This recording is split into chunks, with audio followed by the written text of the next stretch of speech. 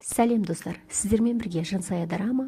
Мен бүгін сіздерге кореялық 2021 жылы шыққан «Воспоминания из будущего» деген фильмді қысқаша баяндайтын боламын. Фильмнің басында Ким Су Джин деген қыз ауыр апатқа түсіп, ауруханада оянса, есін жиса, ешқандай есінде ештеңе жоқ, жадында ештеңе жоқ, ұмытып қалған екен. Өзінің күйеуі Ли Джи Хонды да өзінің ешкім жоқ жетім қыз екенін де есінде қалмаған. Су Джин ауруханадан оралып, лифтіде кішкентай қызды кездестіріп, оған жақындай берген кезде оның жол апатына түсетінін көреді. Және де шын мәнісінде, шын өмірде сол қыздың жол апатына түсетінін білгеннен кейін Су Джин қызды құтқаруға жолға жүгіре бастайды. Бірақ та бақытына орай өзінің күйеуі Джи Хон келіп Су Джинді құтқарып алады да, бұл ешкімде зардап шекпейді. Үйіне келгеннен кейін Су Джиннің жарасын емдеп, Джи Хон оған дәрісін беріп ұйықтатады. Келесі күні Су Джин әлгі кішкентай қызды тағы да көреді. Оның жағдайын сұрап қасына жүгіріп барған кезде Су Джин тағы да болашақты көре бастайды. Бұл жолы ол әлгі қыздың үйінде газ плитаның себебінен үйінің жарылып кеткенін көреді. Бұны көргеннен кейін тағы да бұл орын ала ма деп ойлаған Су Джин күйеуіне хабарласып тезірек келуін жетеді. Бірақ та күйеуі келем дегенше үй жарылып кетіп, Су Джин есінен танып қалады. Ауруханада есін жиған Су Джин дәрігер мен күйеуіне өзінің көріпкелдік қасиеті бар екенін айтады. Бірақ та олар оған сенбей, бұл жай ғана галлюцинациялар болуы мүмкін, алған апаттың салдарынан дейді. Өзіне ешкімнің сенбейтінін білген Су Джин ауруханада жарылыс болған үйдегі балаларды көріп, олардың аман екенін біліп қатты қуанады. Келесі күні Су Джиннің үйіне детективтер келіп, ауруханадан алған қыздың денесін көгерген суреттерін көрсетіп, сізге күйеуіңіз зорлық-зомбылық көрсете ме дейді. Ал Су Джин болса күліп, жоқ, менің есімде ештеңе жоқ дейді. Детективтер құрылыс алаңындағы істі тексеру барысында сол бағытқа кетіп баратқан жалғыз көліктің иесі Су Джиннің күйеуі Джи Хон екенін біледі. Келесі күні Су Джин көшеден бір таныс әйелді кездестіріп қалады. Ол әйел оған өзінің әріптесі екенін айтып, оны өнер мектебіне алып келеді. Су Джин бұрында осы жерде жұмыс жасаған екен. Өзінің жұмыс орнынан күйеуінің визиткасын тауып алады да күйеуінің жұмыс орнына барамын деп шешеді.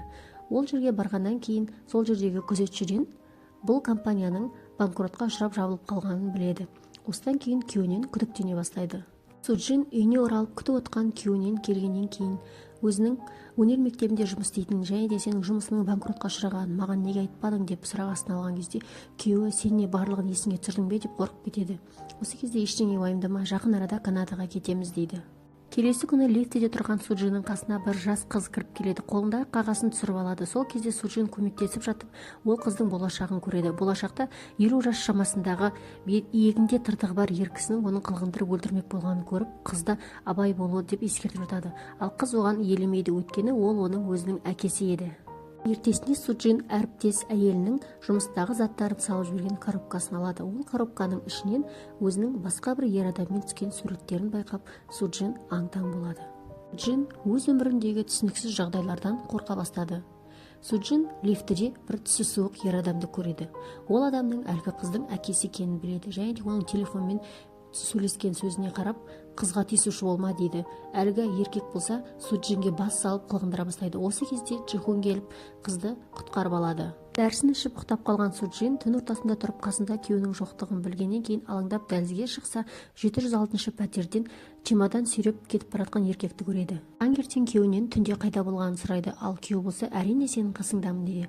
Су Джин бұған сенбейді. Күйеуі кеткеннен кейін бұл жұмбақты шешкісі келіп күзетші кісіден сұраса, күзетші кісі түнде сағат 2-де сенің күйеуің артында чемоданмен машинамен кетіп бара жатты деген естігеннен кейін Су Джин қалайда менің күйеуім қылмыскер ма деп қорқып, тез арада полиция қызметкеріне барып, өзінің күйеуін түнде 706 пәтердегі кісінің өлтіргенін хабарлайды. Полиция бөлімшесіне Джи Хон да келеді. Өзінің күнәсіз екенін дәлелдемек болып, полиция қызметкерлерімен бірге 706 пәтерге барады. Ол пәтердің ешқашан сатылмағанын және де бос пәтер екенін біледі. Бұны білген соң Джи Хон әйелін үйге алып кетіп, қайтадан дәрісін беріп, ұйықтатып кетеді. Су Джин ұйықтаған сыңай танытып, дәрісін түкіріп тастайды да бұл жұмбақты қалайда шешпекші болып сыртқа шыққан кезде өзінің суретке түскен жігітті көріп қалып, сонымен бірге бір пәтерге келеді. Ештеңені түсінбей тұрған Су Джинге керекті құжаттарын алған әлгі еркек кетіп бара жатып, Су Джинге кешкі сағат 8-де құрылыс алаңында кездесеміз дейді. Осы кезде Су Джин жігіттің болашақта сол жерде өлетінін көріп, ол жерге бармауын сұрайды, ал жігіт болса оны елемейді. Және де Су Джин сол үйде әлгі еркекпен бірге тойда түскен суретін көріп таң қалып қалады. Және де пәтерден өзінің күйеуінің есімі жазылған хаттарды тауып алады. Детективтер іс жүргізу барысында Суджиннің күйеуі болып жүрген Джихун шын мәнісінде оның күйеуі емес, шын мәнісінде ол Ким Суну деген басқа бір ер адам екенін біледі. Ал Суджин болса құрылыс алаңының мекен-жайын біліп алып, детективтерге хабарласады, бүгін құрылыс алаңында кісі өлтіру болады деп. Және де өзі сол құрылыс алаңына барады. Құрылыс алаңына барғаннан кейін өзінің күйеуімін деп жүрген Ким Сунудың шын күйеуін өлтіріп жатқанын көреді. Және де оны өлтіріп сүйреп алып баратқанын көріп, сол кезде бір кірпішті құлатып алады да, оны байқап қалады Ким Суну. Енді одан Суджин тығыла бастайды, ал Ким Суну болса оны іздеп жүреді. Суджин, шық, бұл жер қауіпті деп. Осы кезде полиция қызметкерлері келіп, мән-жайды анықтай бастайды. Ал Суджин болса, жаңа ғана менің көз алдымда осы жерде адам өлтіруі болды деп барлығын ақтарып қараса, ешқандай да мәйіт таба алмайды. Өзінің көргеніне сенбей қапаланып тұрған Суджин. Ал күйеуі болса, жоқ, менің әйелім әлгі апаттан кейін психикалық ақаулар болып жүр, оған сенбей қойыңыздар дейді. Бірақ та Сонудың сөзіне сенбеген детектив қолына қару алып жарды ұрғылай бастайды. Сол ұрғылау барысында мәйіт тауып алады да Ким Сунуды қамауға алады. Осы кезде Сону бар шындықты жасырмай, Суджиннің күйеуі шын Джихунды абайсызда өлтіріп алған және де Суджиннің оның асыранда қарындас екенін барлығын айтады. Суджин өзінің үйіне келіп тұрған кезде өліп қалды деп ойлаған күйеуі Джихун келіп, оған бас сала бастайды. Ал Суджин болса одан қашып кетіп детективтерге хабарласады, өзінің күйеуін өлмегенін, тірі екенін айтады. Күйеуінің соққысынан есінен танып қалған Суджин есін жиса алдында күйеуі отырады. Мен саған бар шындықты айтайын, сен жадыңды жоғалтыпсың ғой, бұл оқиға бірнеше жыл бұрын оқиға дейді. Күйеуі кезінде өзінің әріптесінен қарыз алып, оның қарызын қайтара алмаған үшін құрылыс алаңында әріптесін у беріп өлтіріп, оны цементке көміп тастап жатқанын Суджин көріп қалған екен. Суджин қаша бастағанда күйеуі оған барлығын түсіндірмекші болған, бірақ та Суджин оны тыңдамаған. Содан әйелінің бәрі тыңдамайтынын біліп, оған бас салып, әйелін өлтірмекші болады, көзін құртпақшы болады. Осы екеуінің арпалысы барысында Суджин қолына темір алып, күйеуінің басынан ұрып, күйеуі есіне танып қалады. Бұл жерге оның ағасы Сону келіп, мен барлығын шешемін, сен уайымдама дейді. Бірақ Суджин сонда да мен күйеуімді өлтірдім деп қорқып, өзі биіктіктен құлап кетеді.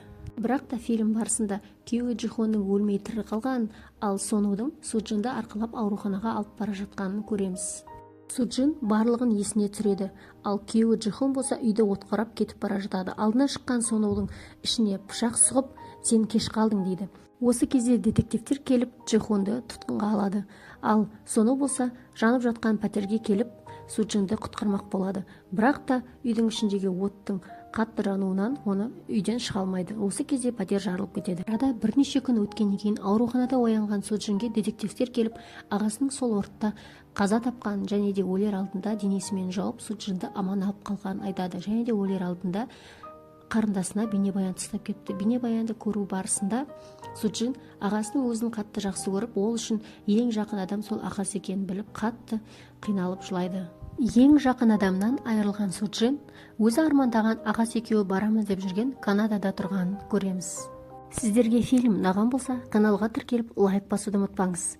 Сіздермен бірге болған Жансая драма. Қош сау болыңыздар.